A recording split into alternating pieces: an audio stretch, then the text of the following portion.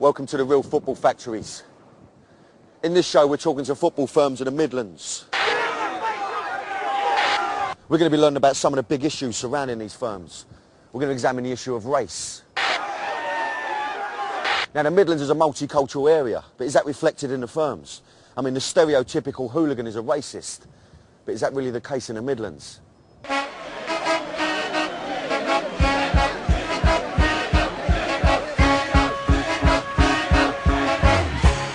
All I ever wanted to be as a child was a football hooligan. It was just a tour of excitement and entertainment for us. We didn't go out to kill each other. It was a bit of fun. To me, it's always been a bit of fun.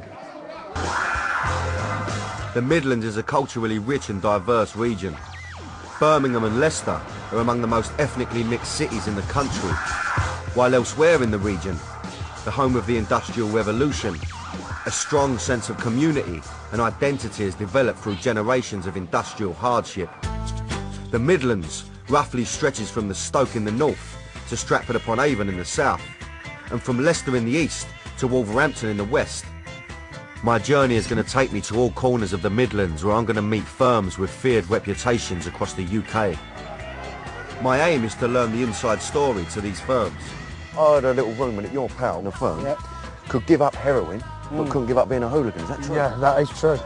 And meet the real people, hear the real stories behind the screaming headlines proclaiming the latest hooligan outrage. I would like to think that something very quick can happen along the lines of the Birch. Let's start walloping the bullies and getting rid of the bullies in our society. Get down! The Midlands as an area is a kind of strange area because it falls into that void in many ways between London and between the north. There's industrial heritage, there's hardship, but similarly there's been huge immigration into the Midlands, and if you actually look at the successes in terms of racial integration, Birmingham is held up as a cultural melting pot, and it very much is. And I think that the history of Birmingham City Football Club is absolutely totally linked to that. So Birmingham is where I start my journey, a city that suffered from racial tension in the 70s. This country, in 15 or 20 years' time, the black man will have the whip hand over the white man. Racial tension in the 70s in Birmingham was standard. You had politicians like Enoch Powell doing speeches on the rivers of blood, and then you had groups like the National Front who were always marching and saying, you know, get them out of the country, they're robbing our jobs. 2, 4, 6, 8! We don't want to integrate! This is Rob Goulding. Reports are coming in of a bomb attack in the centre of Birmingham. The Irish in the city were also targets for racial abuse. After IRA bombs killed 19 people in 1974, these oppressed groups formed an unlikely alliance. Black and Irish felt a camaraderie together with each other. Also with other white people who knew the culture of these two different people. They originally came together in a firm called Apex, which evolved into the infamous Zulu Warriors at the start of the 80s. Police say the gang, the Zulu Warriors, often armed with clubs and knives, have been responsible for a reign of terror for the last 3 years. The Zulus as a gang are noticeable. They really are noticeable for the fact that they are a mixed-race football hooligan gang. And while you do get black lads in other hooligan firms, you don't tend to find the same mix. After the break, I'm going to meet the Zulus myself, and being a Cockney on foreign ground, this could prove interesting.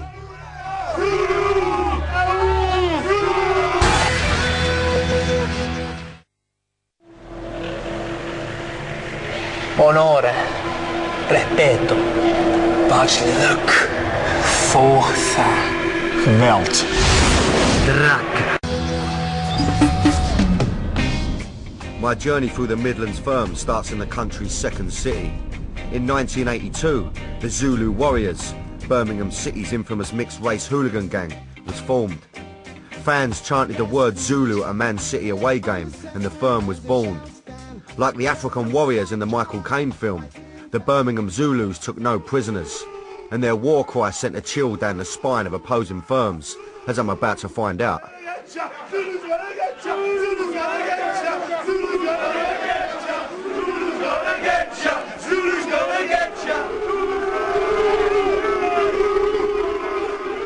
Let's have it.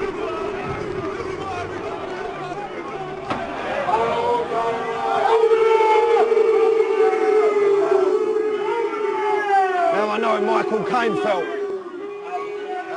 The top boys agreed to talk to us if we protect his identity. I think it's the most famous chant down the football. If you're walking on a Tuesday night or whatever night it is, there's 400 lads and they chant the name Zulu. It's fucking very intimidating. What it gave to us was, it's a camaraderie thing. These are my brothers. If I'm walking up the road, I look to my left and my right, he's a good lad. He's a good lad. Behind me, he's a good lad. He's a good lad. They're all from different areas of Birmingham. If something happens and it's really, really, really on top, these people will back me up. It's called the Zulu line. It don't matter if there's a fucking 100 of you or 10 of you. Once you make that line, once the line's made, fucking I've never seen it broken many a time, you know what I mean? Have you ever gone for a fight and you've seen 200 black people combined with white people frowning at you with veins in their neck and their eyes are popping out their head with spit coming out their mouths? It's a different kettle of fish because most people are not used to seeing that many people coming to fight you, especially when they're black and white.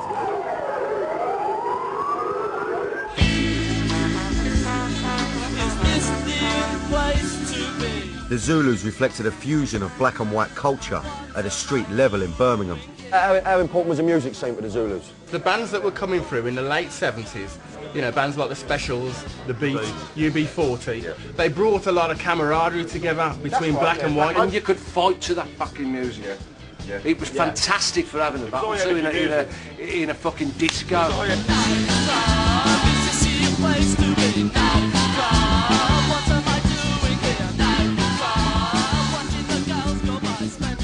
In the early 80s, young Zulus were being inspired by the hip-hop movement growing in New York at the time, called the Zulu Nation.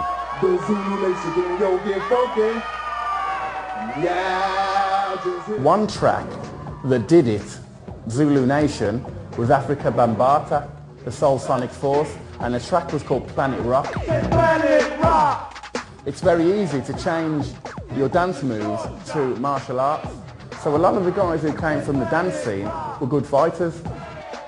Just as the Zulu Nation would do, we went with all our colours on, with all the clothes, but we also brought our favourite music. So we brought a ghetto blaster. It was like a carnival day for us. We were just having a laugh. We were walking around the shopping centre, you know, with this big stereo playing reggae music, you know, 400-handed, and everyone was like, who the bloody hell are these lot? And we were walking around, scarves up round our necks and everything. At the core of the Zulus was terrifying warrior-like aggression. When you see hundreds of people running towards you, your legs shake, your mouth goes dry, you look at your friends, you look for a space in the road, you find your space, you start to jump, you try to shake the shakiness out of your legs, you get your position and you're ready and you look at your mates, this is it, and you're waiting for it to land. A bit like Braveheart, when the English are come, hold, hold, yeah! You'd wake up in the morning before a big game at 6:30 in the morning to get yourself ready, tingling. I'll get up, do my stretching, put my legs up and think, trying to kick some fucking ass today and go home. When Leeds travelled to Birmingham for the last game of the season in 1985, it sparked some of the worst football violence ever seen in Britain. More than 1,000 hooligans were involved at the height of battle. Leeds were proper racist. Every time we went to Leeds, you heard like Vic hailing. And that's why you got a lot of lads that weren't even into football, black lads that were just like lads on the town that used to firm up because Leeds were coming to town.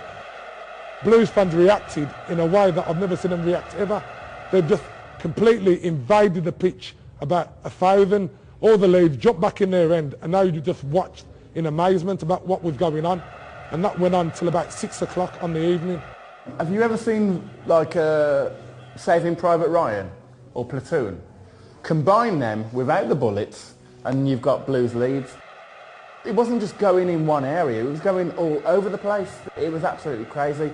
The St Andrews ground was more like a battlefield than a soccer pitch on Saturday as football fans waged war on the police. 125 were arrested, while nearly 200, including 96 policemen, were injured. Tragically, a 15-year-old Leeds fan died after a wall collapsed on him at the ground. In the mid-80s, hooliganism was at its height and at its most shocking. The Junior Zulus continue the reputation of the firm today.